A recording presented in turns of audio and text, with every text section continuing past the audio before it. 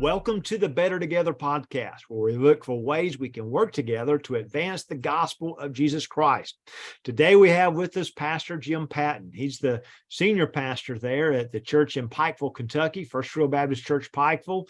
He's been there as the lead pastor since 2005, but he and his wife, Miss Jonda, have actually been ministering there in that area for around 30 years. And so thank you so much for joining us today, Pastor Jim. We really appreciate you.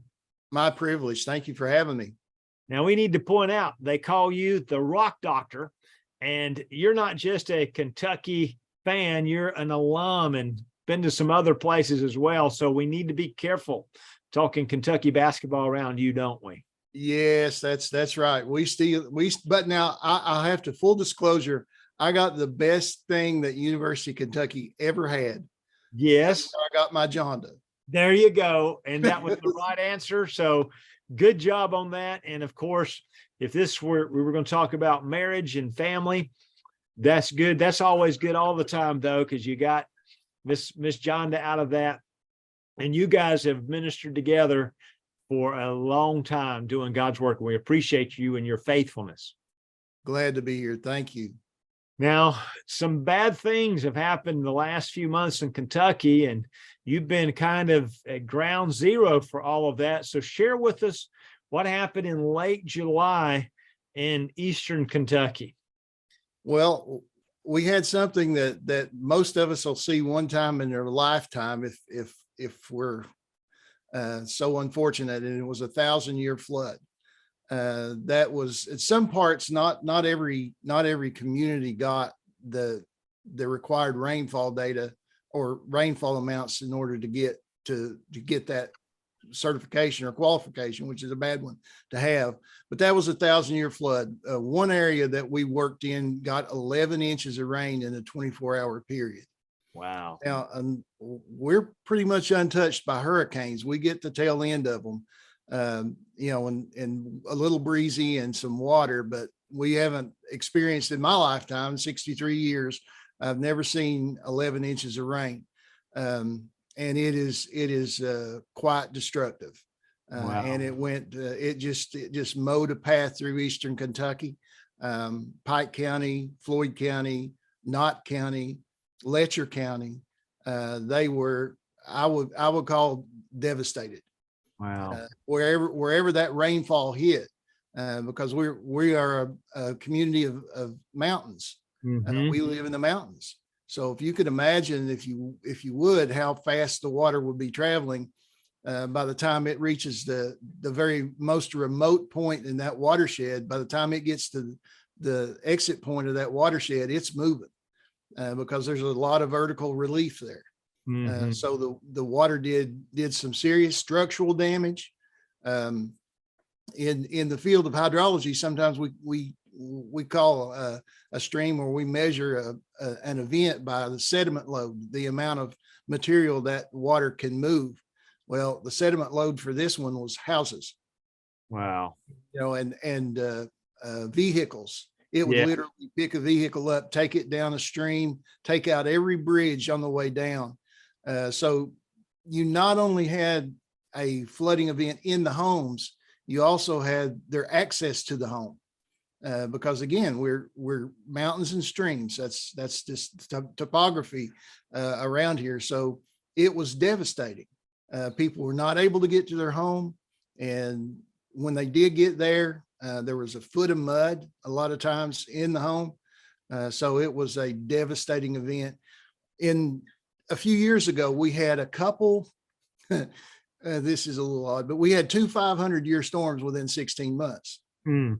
That would, there again, they just call them that because of the amount of rainfall. It's not like, when you have 2 of them in 16 months, obviously they're not 500-year storms.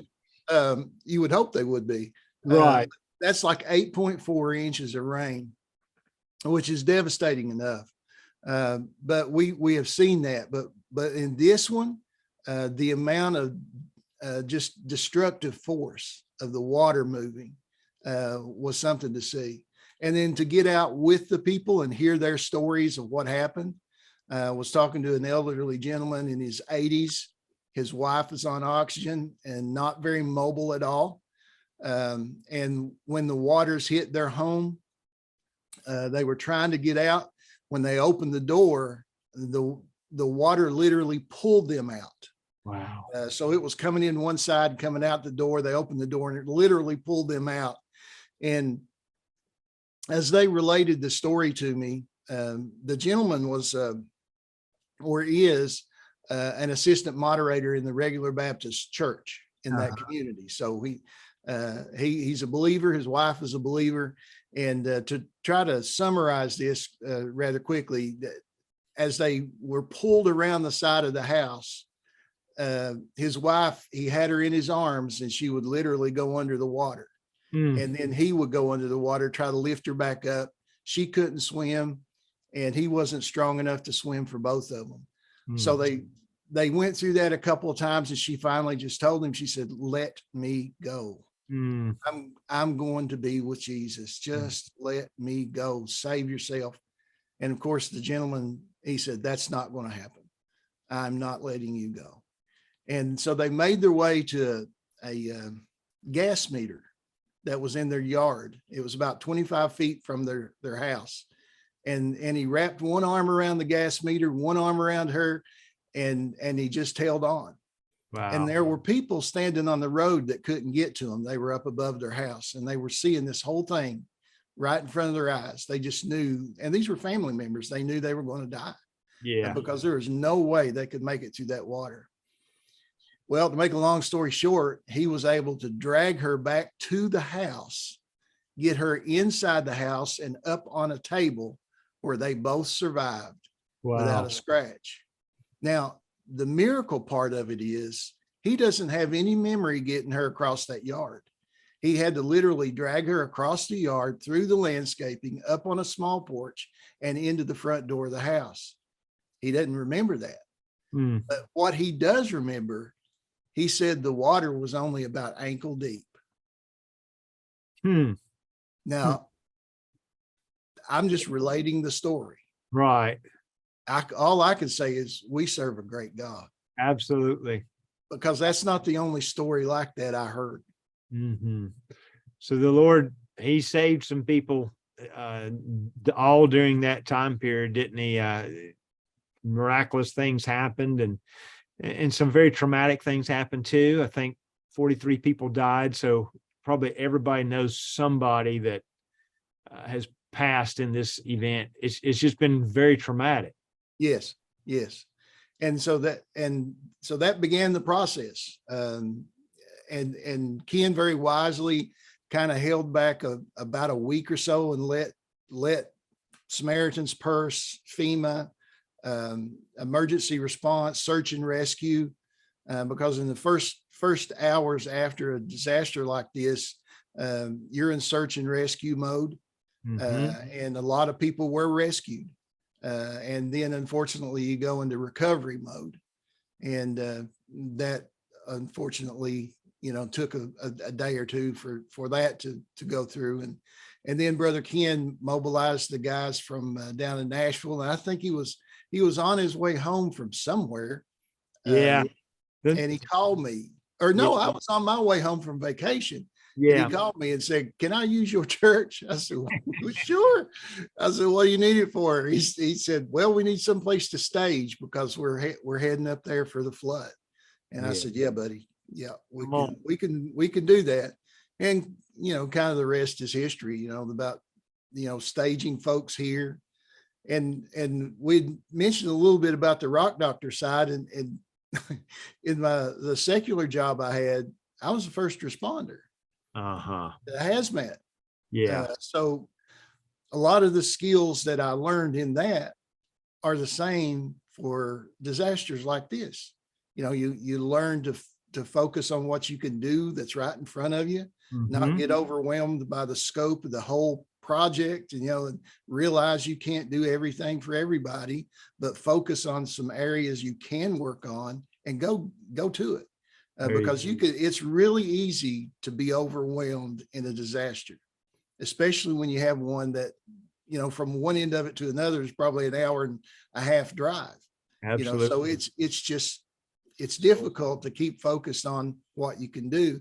So God put in, I felt like he put me here for this purpose. Absolutely. Right And there in the midst of it. So you started out telling us about how traumatic it was, and you're getting in now a little bit about how the church has responded. And we should mention Ken, that's Ken Akers, the director of Masters Men and our disaster response team, which is, if you're looking online, you can see a picture of some of them in their red shirts, and there's somebody wearing burgundy, but that's okay. But anyway, that would be me. We're not going to point that out. We're just going to say there's one that's a little different. So that's what my wife would say. but it's worked out good in this situation. So you mentioned the first thing is they kind of held back a little bit. We should also mention some people had COVID too, so that was part of the problem of being able to get down there. It took but it did allow for the disaster response to kind of happen, the search and rescue, as you mentioned, and going into recovery. And then here come the disaster response teams. So tell us a bit about what that was like when these folks start coming in and taking some of that mud out, what that was like in Eastern Kentucky. Well, what I tried to do was, there's a website, I think it's called disasterresponse.org or something like that, where you could find on a map projects. And so I started doing the research before I knew they were coming. So I went out into the field before they got here to make sure that on the morning that they were to go out in the field, they had places to go. They knew what equipment they were going to be needing. They knew what the scope of work was. They had a contact person. They had a phone number, and they had directions. And I drew them a map. Yeah, yeah. But anyway, so I put those in their hands. So there was really no. When we went down for Katrina, there was a lot of us that just went out in the community and started finding people that had a need and started working on those needs and just working in the community like that. We didn't really have a plan because you can't really plan for that. Yeah. But that's basically the way we did it. And I thought, well, how could we do this different? So, or be more efficient. Yeah. So we put those packets together for them. And based on the number, the picture there behind me, I can't remember how many was here that day. It's over 20. Mm-hmm. And they were from Florida, Ohio, Kentucky. There were folks from Alabama, Mm-hmm. South Carolina, just from everywhere. Yeah. That came around. And Ken did turn loose of one of those red shirts, so I'm now a red shirt. Thankful for that. But I'm also a gray shirt. South Carolina adopted me. Yeah. Another red shirt, Ohio adopted me. So I'm the adopted child of several. But so we formed together. We staged here at this church every day, and then they had packets every day. And so they went out into the field, and they knew if they were going to do a muck out. They knew if they were going to do insulation removal. They knew if they were going to do drywall removal. So they had their tools and they were ready to go. They hit the ground running, and we were able to help, I would say, 40 different residents, 40 different structures through this process. And it is a time-consuming manual labor process. Mm-hmm. These guys came in from all these different states. We had some folks from Detroit that they weren't able to come down, but they sent a couple of pallets of supplies. That's good. And so we had what we needed. We staged the supplies here at the church. And so everybody went out and they had care buckets of cleaning materials that we took to the folks that were out there and the residents that were out there. And the thing that I think made the biggest difference had nothing to do with mud. Yeah. It had to do with people. Yeah. Yeah. It had to do with those guys that come and ladies that come. They loved on these people. Yeah. And if there's something that will go further than a disinfectant, that's somebody that genuinely cares. Absolutely.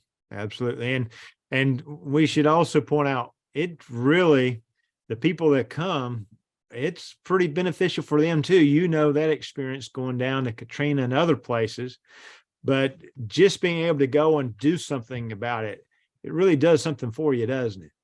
Yes. And it does. They were all excited to be here. Yes.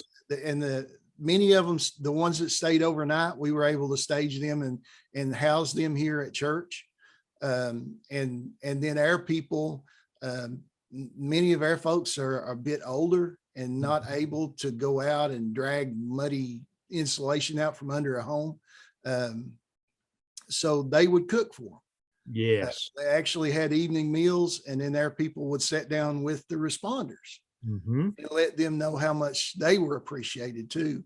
So I really haven't experienced anything quite like this. And I told them, I've been doing this stuff for a long time on the secular side, on the pastor side. I've just been in the work a long time. I've never seen anything like, your theme, Better Together. Yeah. I mean, the real, if you looked up the definition of Better Together, you'd see a picture of what went on in this community. Oh, that's good, Pastor Jim. That's good. So what I hear from you is people participate in a lot of different ways. Our folks up in Detroit, they sent some things down, some supplies. Folks coming from Florida, South Carolina, Ohio, the western part of the state of Virginia. I think that was a first time group there. Just people coming from all over. I also sense that you're pointing out it's just more effective as being part of a disaster response team, knowing what kind of tools one was going to need, kind of having a little bit of a plan as to what to do on the day. So these disaster response teams sure do make a difference for the cause of Christ is what I'm picking up here. Oh, absolutely. And it's given us the tools to be more effective, to get more done while they're here, because they, a lot of them had jobs they have to get back to. They take time off work, time away from their families. They come and do this, and they need to get back to their jobs as quickly as they can. So they want to get something done while they're here. Yes. And so, that's just been I believe that God put me in this place for this reason. Yes, absolutely. Because I was an incident commander. Wow. That's what I did. And, it just worked out to where I think we got a lot done. I know we did. And then there's a group that come down from Ohio. Brother Mark Price leads that group. They adopted a street, Seminole Lane. There's 4 houses on Seminole Lane. I'm still working on Seminole Lane, putting up sheetrock and drywall, and we're getting ready to paint one of the houses. And I promise you, without their effort and the combined effort of everyone working together, those 4 families would not have a home. Wow. So it's a life-changing situation. And we should point out that was a new disaster response team too. I think that they might have done some things in the past, but the Porter Association area, Southern Ohio, a new group. So I can tell from hearing you, Pastor Jim, it's really been it's been something you'll never forget. And you've really seen the Lord move, haven't you? Yes. Yes. And I've done hurricanes. I've done tornadoes, floods as well. But I have never been involved in anything like this. Wow. This is very unique. And to see this response where everybody working together. Now, there were other churches that actually staged through here, and other denominations. We went and worked on other denominations' church buildings. Yes. We didn't no discrimination whatsoever. Yeah. Whoever needed it, we were there. That's and good. There are folks that will be a little standoffish, that maybe in different circumstances they might have a hard time calling us brother. Yeah. But I assure you, when we went in their church and said, we're here to help. What do you need? what can we do? I was brother. There you go. Yeah, it made a difference. It touched me, it really, I thought, man, he called me brother. That's pretty good. That is pretty good, but that's just what this does when you reach out to people and like, again, not to be to death, but when we are better together. There you go. Now you're listening and you're thinking, I'd like to participate in something like this. I want to encourage you to go to FWB Baptist North American Ministries, their website. You can learn more about Masters Men there. There's also a Facebook site that Brother Ken Akers has. And Pastor Jim, he'll come to a church association. You can, from time to time, Masters Men has training in how to do a disaster response team. And I think Brother Ken has a goal of trying to get another 5 DRTs set up throughout the United States. We think we have 10 right now. So if you're interested, we want to encourage you to reach out to Brother Ken Akers. That information will be in the social media section there, and just check that out, because I think what we're hearing from you, Pastor Jim, it truly makes a difference in the lives of people. What can we do now? What other things can we do to support Eastern Kentucky at this point? Well, in this phase, we're actually in the reconstruction phase. So I've been actively working with those, with the the Ohio group on Seminole Lane. So everybody is pretty much out of the initial phases, and they're out into the reconstruction phase. The generosity of our people is amazing. I immediately set up an account with our state for disaster relief, and we have received over $31,000 in donations. And this is from multiple churches, FWB Baptist, non-denominational, Christian churches. They have just sent in money because they had a place they could send it. Yes. And so what our goal is we use it in reconstruction.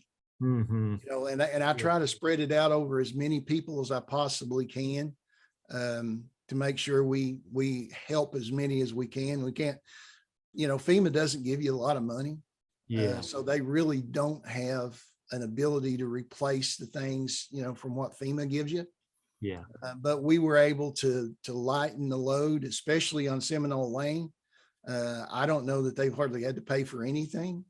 But somehow or another, God took what we had and multiplied it, because right now we've only got like a little bit less than $9,000 invested in 4 homes, and we've got 2 of them just about ready to paint. Way to go. And I mean, that's a God hand of God on that. I don't know. But I do know this, that's where we are now. Good. And so we're still, if people have carpentry skills, you could come down on a Saturday, maybe come on a Friday night. I'm still putting people up at church. I mean, they still come here and stay. We've got a youth house that's got 2 showers over there. And then I will make sure you eat. You will not have, I am a Baptist, buddy. We'll make sure you're fed. And the good thing is, if we get enough for the girls to cook, then that'd be good. But I'm not above taking you to the local steakhouse either.